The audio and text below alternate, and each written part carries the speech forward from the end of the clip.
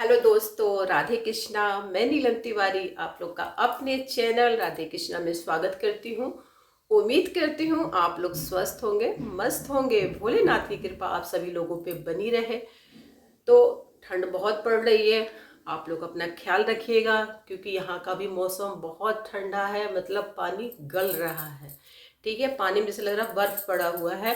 तो आप लोग अपने सेहत का ध्यान रखिए और मैं अपनी वीडियो की शुरुआत करती हूँ। तो आज का टॉपिक है मेरा कि क्या चीज़ हम लोग ऐसी गलतियाँ क्या महिलाएं कर देती हैं जिससे हमारे घर में दरिद्रता का वास होने लगता है और मैका ससुराल एक लड़की की वजह से दोनों जगह परेशान रहता है।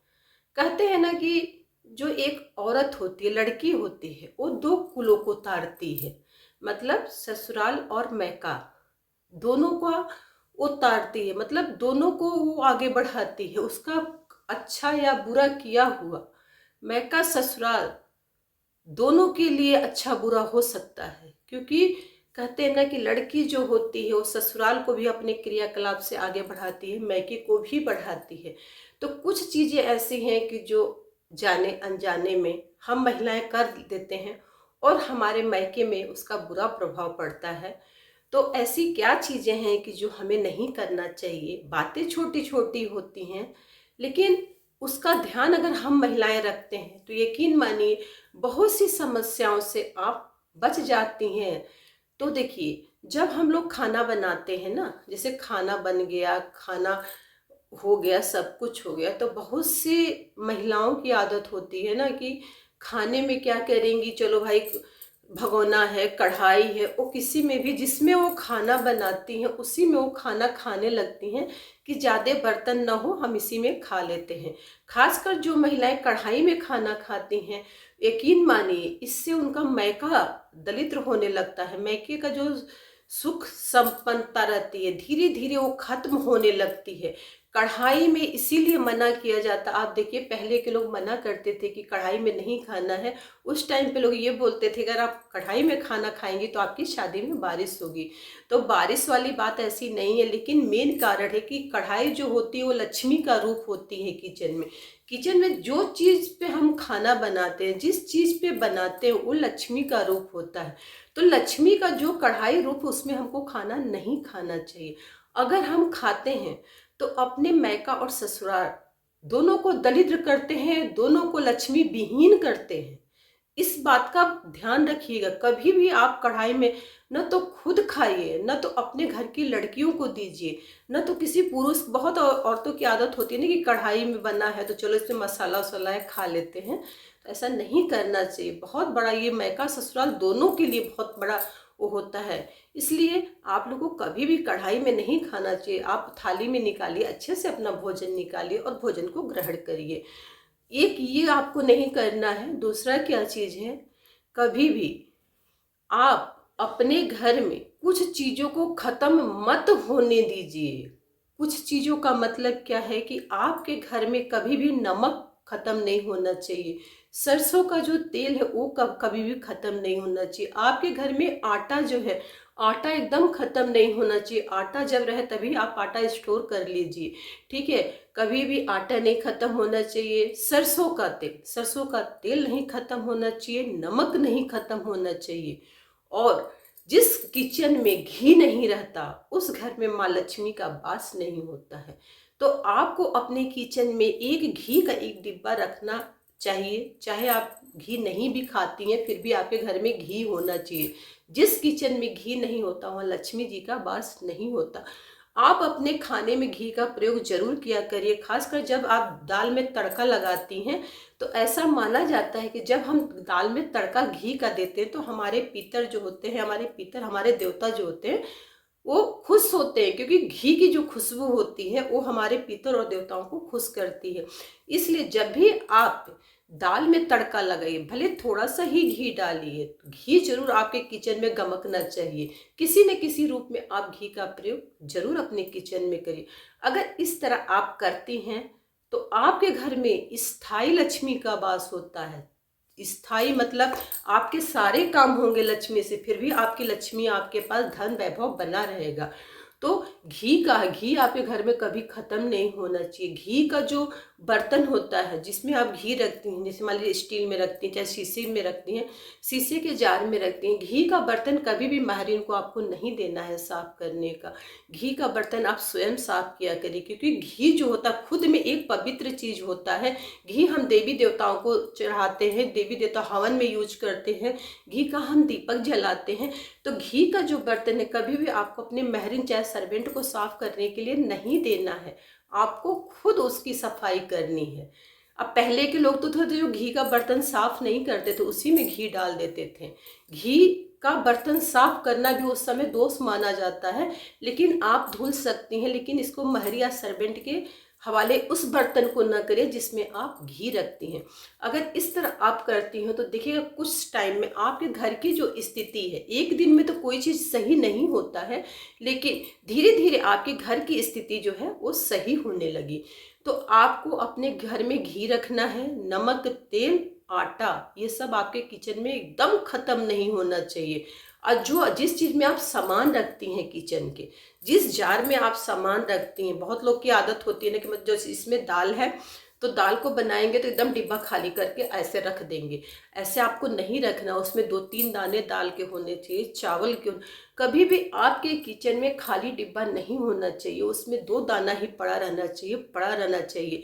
कहते हैं कि जिस घर में, जिस किचन में डिब्बे खाली होते हैं उस घर में अन्नपूर्णा माँ का वास नहीं होता है, क्योंकि अन्नपूर्णा माँ का अन्न की देवी हैं वो। तो जब आपके घर में अन्न ही खाली आप रखेंगी, डिब्बा ही खाली रखेंगी, तो कहाँ से आपके घर में अन्नपूर्णा देवी वास करेंगी। ऐसा मत करिए। बहुत लोगों का होता है कि महीने का लास्ट चलता है और जब वो खाना बनाती है, चाहे शक्कर का डिब्बा एकदम खाली हो जाता है, ऐसे रख देती हैं, फिर पैकेट का यूज करने लगती हैं। ऐसा मत करिए। हर डिब्बे में कुछ न कुछ थोड़ा बहुत, अगर आप किचन में डिब्बा रखती हैं तो उसमें रहना चाहिए। अगर उसमें नहीं, मान लीजिए आपका कोई यूज नहीं हो रहा, तो उसको आप उस किचन से हटा के अपने स्टोर रूम में उसको रख दीजिए। लेकिन जो भी किचन में आपका डिब्बा होगा उसमें कुछ न कुछ आपका जरूर रहना चाहिए। इस तरह अगर आप करती हैं तो आपके घर में स्थायी लक्ष्मी का वास होता है।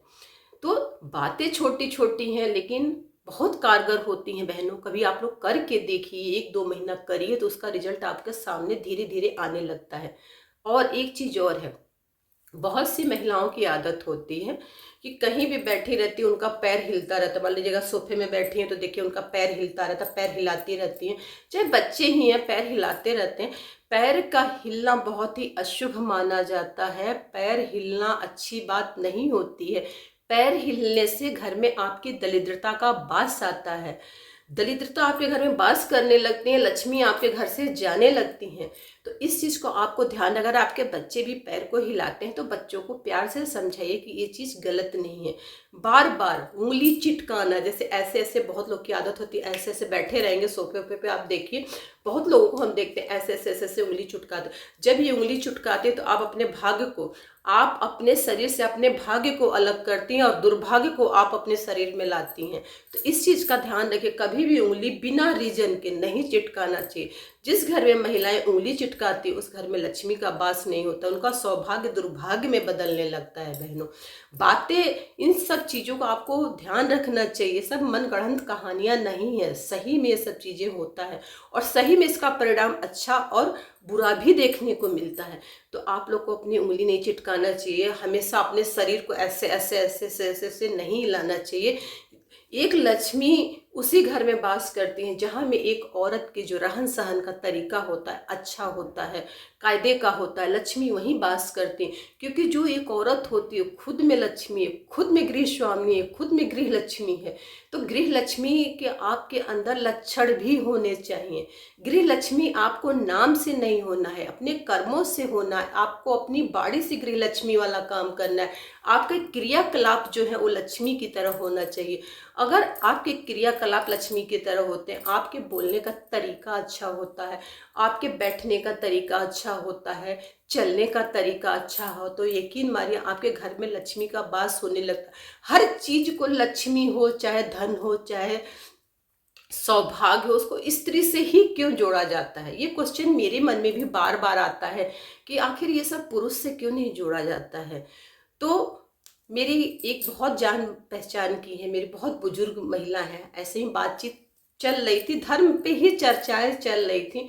तो बड़े प्यार से हमने पूछा, हमने कहा दादी आखिर ये बताइए, आज तक हमको समझ में नहीं आया कि मतलब अगर कुछ अच्छा होता है तो स्त्री को उसको आगे किया जाता है, बुरा होता है तो कोई लड़की शादी करके आती है तो अगर उसके घर में अच्छा होता है, उसका घर आगे बढ़ता है, धन वैभव उसके घर में होते, तो लोग कहते हैं बहू के पैर बहुत अच्छे हैं। अगर भगवान न करे उसके आने पे कुछ गलत हो जाता है तो फिर उस लड़की, उस औरत को, चाहे उस दुल्हन को जिंदगी भर लोग कोसते हैं। ऐसा क्यों होता है दादी? उन्होंने बहुत सुंदर से समझाया, कहा कि देखो बेटा, जो कर्म होता है वो स्त्री करती है, जो धर्म होता है वो स्त्री करती है। जब शादी होता है, जब शादी के फेरे लगते हैं, तो जब धर्म का, जब वो फेरा लेती है, जब धर्म का नाम आता है कि धर्म में, तो पति से आगे बढ़ती है कि धर्म में हम आपसे आगे रहेंगे, दान पुण्य में हम आपसे आगे रहेंगे। इसलिए जो औरत होती है उसको गृह लक्ष्मी कहा जाता है, क्योंकि घर का सारा भार वो खुद संभालती है। किसको क्या खाना है, किसको क्या पहनना है, किसकी तबीयत खराब है, एक माँ एक बेटी की तरह पूरे मेंबर का, घर का ध्यान रखती है। तो इसीलिए उसको गृह लक्ष्मी कहा जाता है, गृह स्वामिनी कहा जाता है उसको। बड़े प्यार से उन्होंने समझाया, एक बहुत सुंदर इस पे एक कहानी सुनाई। कहानी हम नहीं सुना पाएंगे, मेरी वीडियो काफ़ी लंबी हो जाएगी। तो इसीलिए हम लोग, जो हम महिलाएं करते हैं, उसका प्रभाव हमारे घर में पड़ता है। इस चीज़ को आपको ध्यान रखना है। आपको कभी उंगली नहीं चुटकाना है। उंगली तो आपका जो चलने का तरीका, वो बहुत लोग कहते थप थप चलते हैं, पैर को बजाते हुए चलते हैं। कहीं भी देखो तो थप थप की आवाज़ आती है। जिस महिला के पैर से थप थप की आवाज़ आती है उसके घर में लक्ष्मी का वास नहीं होता है। आप देख लीजिए, जिस घर की तरक्की हुई, जिस घर में लोग देखिए ज़्यादा संपन्न है, तो उनके कुछ पिछले कर्म होते हैं, कुछ उनका रहन सहन भी होता है। उस महिला को आप कभी नोटिस करिएगा, उसके चलने का तरीका देखिएगा, उसके बात करने का लहजा देखिएगा, वो बात किस तरह करती है। क्योंकि देखिए, अगर आपकी कड़क आवाज़ हुई, कड़क आवाज़ जिस महिला की होती है, वहाँ पे न तो लक्ष्मी का वास होता है, न सरस्वती का वास होता है।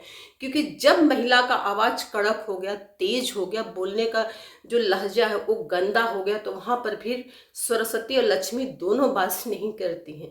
इसीलिए आपको अपनी बाणी में मधुरता रखना चाहिए, शहद की तरह बोलना चाहिए। अगर कोई बातों को कहना है, कड़वी बात को भी कहना है, तो बड़े प्यार से बोलिए।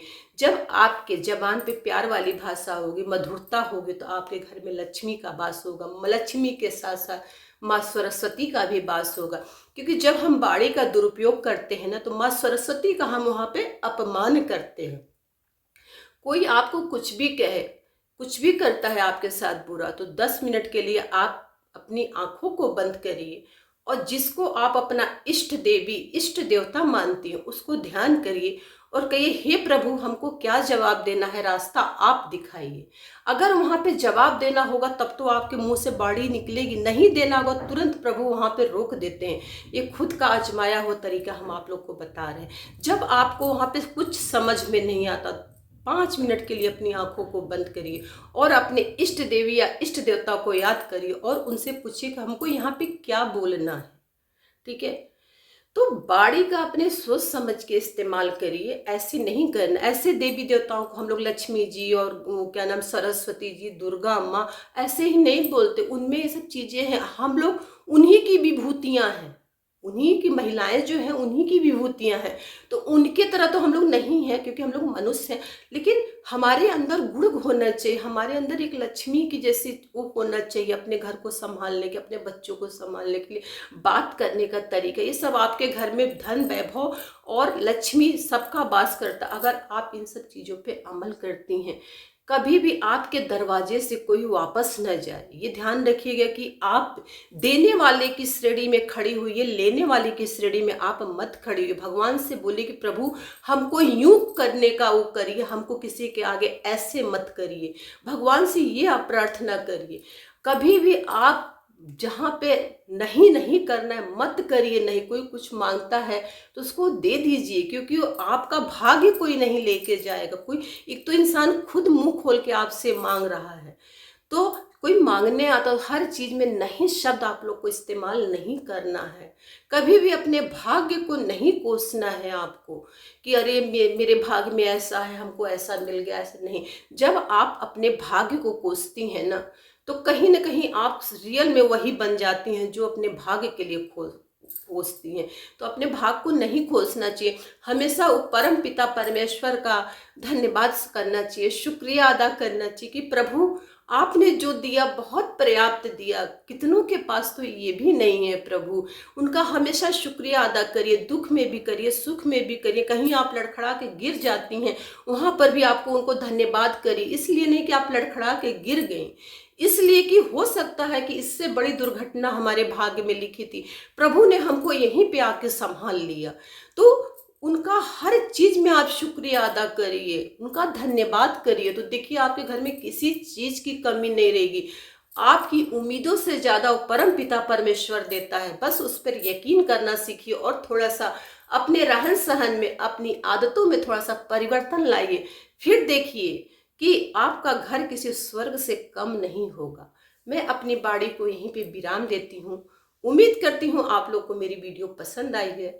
अगर पसंद आए तो शेयर और लाइक कर दीजिएगा, नए हैं तो सब्सक्राइब कर दीजिएगा। धन्यवाद जी। प्रभु आप लोग का कल्याण करे। धन्यवाद जी।